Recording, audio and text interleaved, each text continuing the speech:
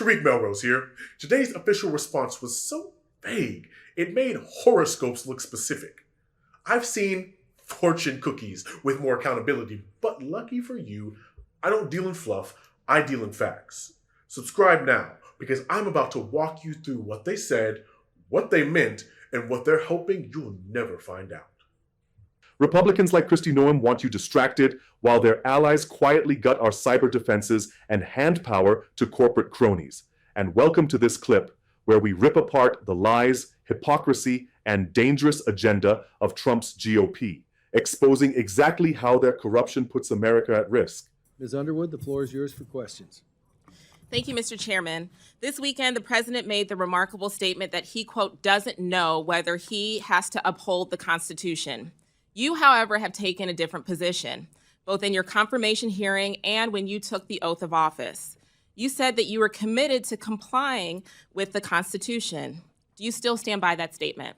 Absolutely. I believe President Trump Excellent. as well. Let's start with Article 1, which gives Congress and only Congress the power of the purse. No money shall be drawn from the Treasury, but in consequence of appropriations made by law. But this administration is freezing, terminating, and even clawing back federal grants and awards that were already signed into law. These are taxpayer dollars that were appropriated by Congress for the specific purposes that we laid out.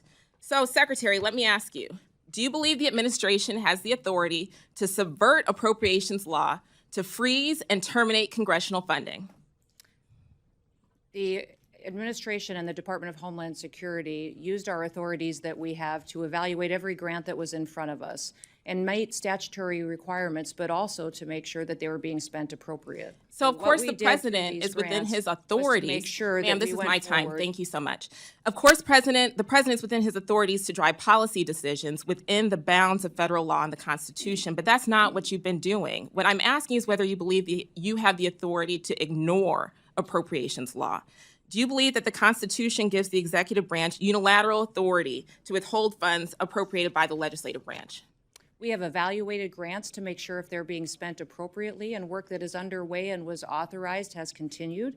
Other grants that have not been started and have not been authorized or obligated, we have reevaluated. And I think you're talking specifically about grants potentially within FEMA that were non-disaster related grants. I'm talking Those broadly, ma'am, programs are and being- Article 2 does not give the executive the authority to withhold funds, period. And multiple courts have weighed in to agree. Multiple courts have ruled in agreement. Congress controls the power of the purse. That is a fact. That's not a question. That is a fact. And so if the president disagrees with certain spending, Congress passed the Impoundment Act to create a legal process to seek rescissions, and we expect him to follow the law. This administration is not just ignoring the constitutional power of the people's elected representatives. It is also violating the fundamental right of individuals.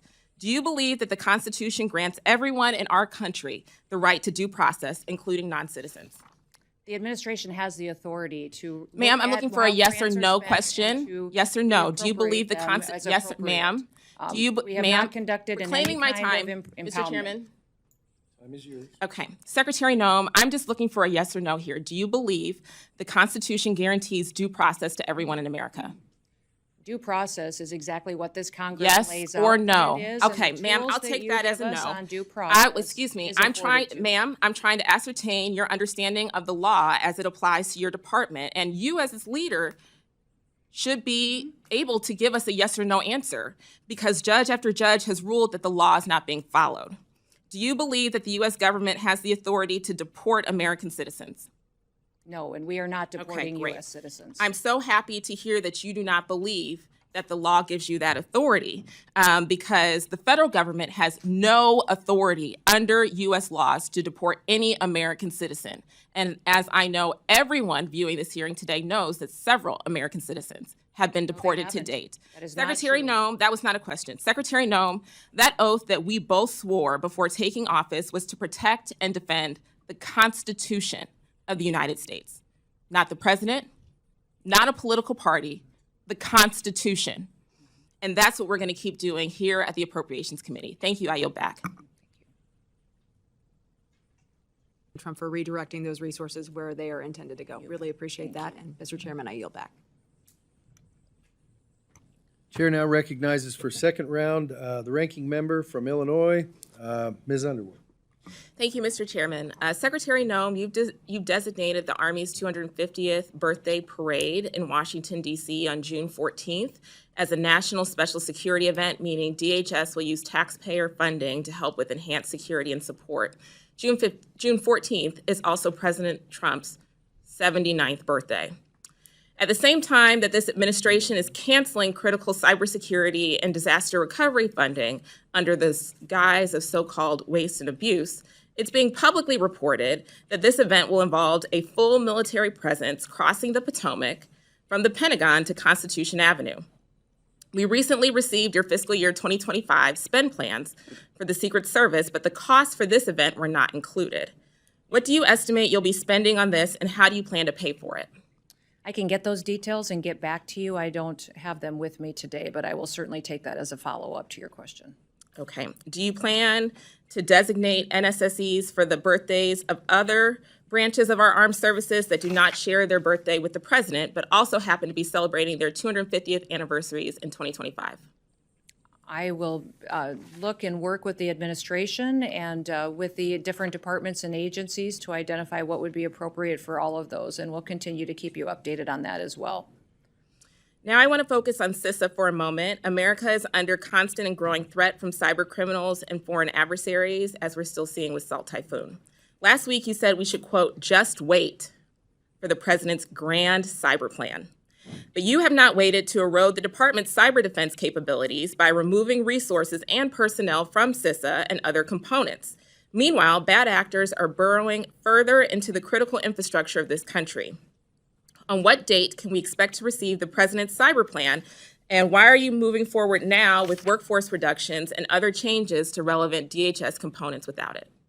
Yeah, CISA's mission is to hunt and harden and to work with our state and local entities on critical infrastructure. So to support cybersecurity infiltrations that would happen from enemies and bad actors when it comes to electrical grids, water systems, support those states, those small and medium-sized businesses that can't afford that kind of defense system themselves, and to go and walk alongside of them. I think one of the most alarming things that I heard when I was first nominated for this position, but before I was sworn in, I got briefings from CISA and from the leadership team and the people that were there. And one of the things that they shared with me was that they were aware of Salt Typhoon and Volt Typhoon, but they didn't know necessarily how they had happened yet or how to stop them into the future.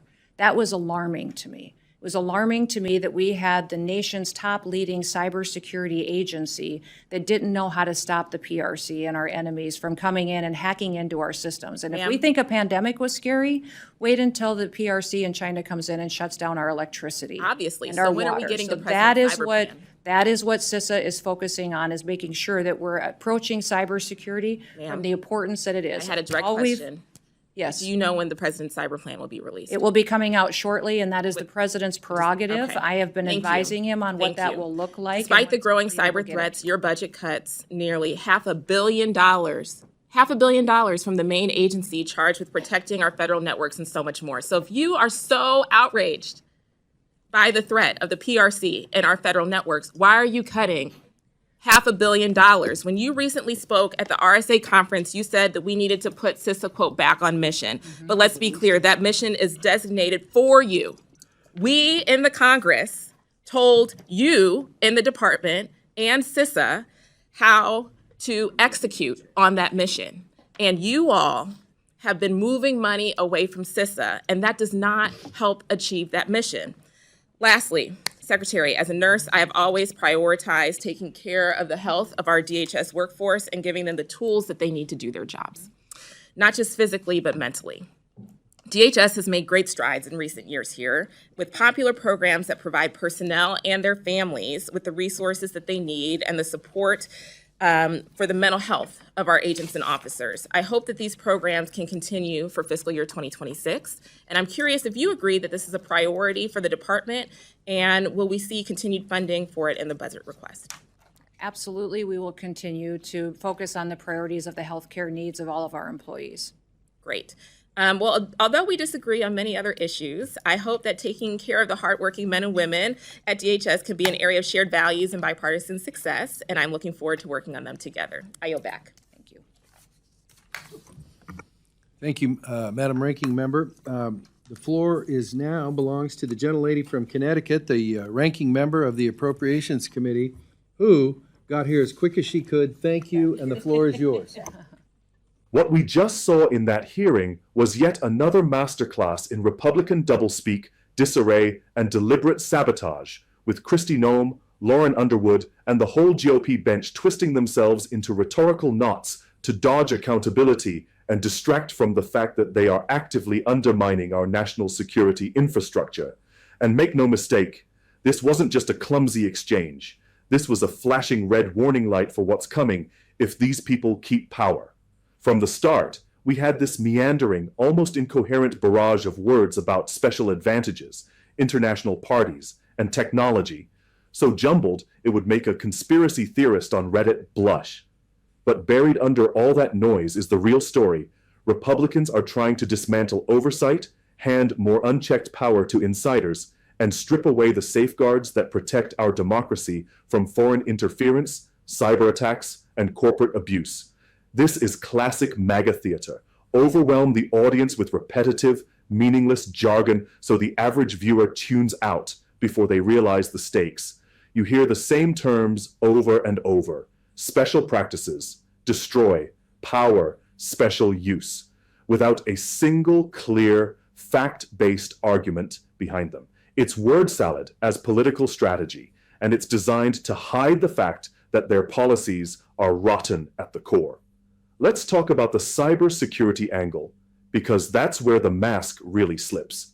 When Underwood presses about CISA, the Cybersecurity and Infrastructure Security Agency, she's pointing out something damning. Republicans have slashed $500 million from the very agency tasked with defending our federal networks from state-sponsored cyber attacks.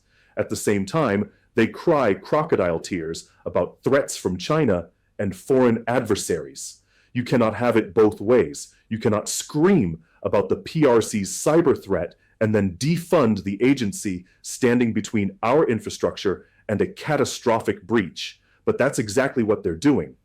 Because the GOP isn't actually interested in securing our networks.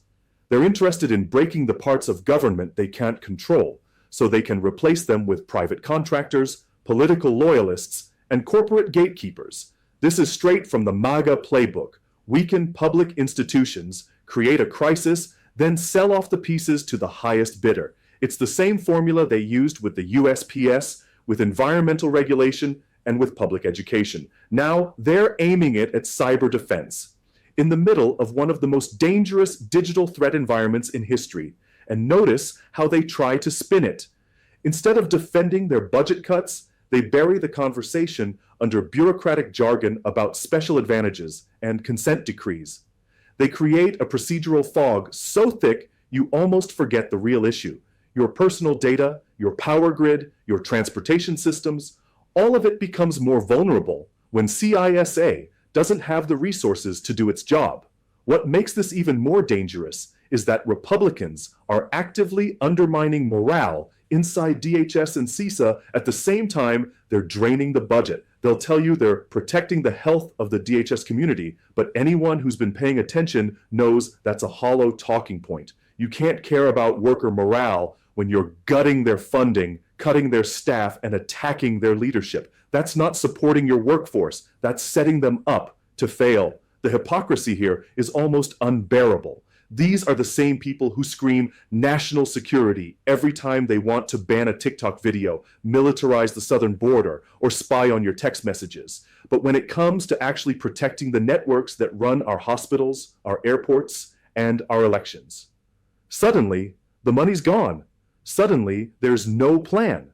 Suddenly we're talking in circles about special practices, while the real threats get a free pass.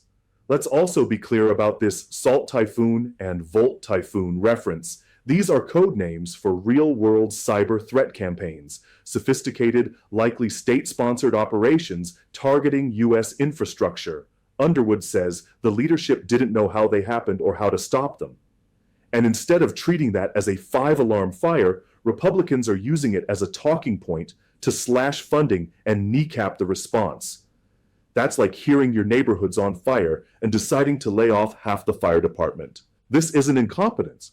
It's intentional. The MAGA right wants to keep agencies like CISA weak because a strong, independent cyber defense force doesn't take orders from Mar-a-Lago. It doesn't play favorites. It doesn't let donor corporations write their own security exemptions. That's a problem for a party whose political machine runs on loyalty tests and billionaire benefactors. And don't think for a second this isn't connected to the larger authoritarian project. When you gut cyber defenses, you don't just make it easier for foreign actors to mess with our systems. You make it easier for domestic bad actors, disinformation campaigns, voter suppression operations, data theft rings to operate without fear of detection. You make it easier for Project 2025-style plans to slip through under the radar. If we had a Democratic administration slashing $500 million from a core security agency during a foreign cyber threat surge, Fox News would be running Biden sells out America banners 24/7. But because it's Republicans, the corporate media treats it like just another hearing, another both sides policy disagreement. No, this is sabotage dressed up as governance. And here's the kicker. While the GOP chips away at our cyber defenses, they're also attacking the legitimacy of our elections, the independence of our courts, and the public's trust in factual information. That's the trifecta for an authoritarian power grab. You make the system vulnerable, you erode faith in it, and then you present yourself as the strong alternative to fix the chaos you created. We've seen this play before, in Hungary, in Turkey, in Russia. Undermine the institutions, weaken the watchdogs, consolidate control. And if you think the GOP won't take a page from that book, you haven't been paying attention to the way Trump and his allies talk about retribution and purging the civil service. So when we hear this babble about special advantages and consent decrees, we have to translate it for what it is: cover for the deliberate dismantling of America's capacity to protect itself in the digital age. It's smoke and mirrors to distract from the fact that they are stripping away your safety net while pretending to be the party of security. Lauren Underwood, to her credit, was trying to get answers. But what we got instead was the Republican art of the non-answer. Flood the clock with repetition, conflate unrelated issues, and act offended when pressed for clarity. And unfortunately, that's become the norm for the GOP in hearings. They don't come to answer questions, they come to filibuster accountability.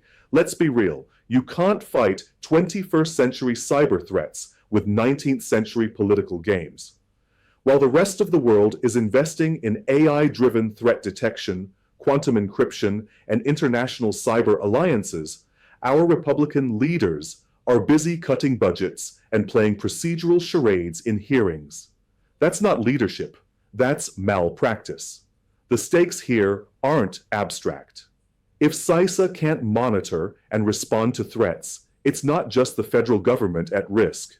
It's your local power grid, your hospital's IT system, your bank account. Cybersecurity isn't a partisan luxury. It's the foundation of modern national defense, and the GOP is treating it like a political bargaining chip. The bottom line is this: the Republican Party under Trump and his imitators is not serious about protecting America. They are serious about protecting their donors, consolidating power, and dismantling any institution that stands in their way. That's why they can talk tough on China while cutting cyber defense. That's why they can claim to support the troops while underfunding the agencies that protect them at home. That's why they can swear allegiance to law and order while enabling the largest wave of corruption and grift in modern political history. We can't afford to be passive about this. The 2024 election isn't just about healthcare or climate or reproductive rights. It's about whether the United States will have the infrastructure in place to defend itself from digital warfare. And if we let the GOP keep running this defund and dismantle scam, we're going to wake up one day to a breach so massive, so destructive, that it makes every previous cyber attack look like a minor inconvenience. What we saw today is the GOP's strategy in plain sight: confuse, deflect, defund, and destroy. They hope you won't connect the dots between their budget cuts and our growing vulnerabilities. But here on Tariq Melrose Vlogs, we see through the noise. This is not just policy disagreement, it's sabotage of America's ability to defend itself. And it's coming from the same crowd that swears they're the only ones who can keep you safe. Don't buy it. If you're as fed up as I am with Republicans playing politics with our national security, share this video right now. Hit the like button, drop your thoughts in the comments, and subscribe to Tariq Melrose Vlogs so you never miss the truth behind their lies. Turn on notifications, because in this fight, staying informed is our first line of defense.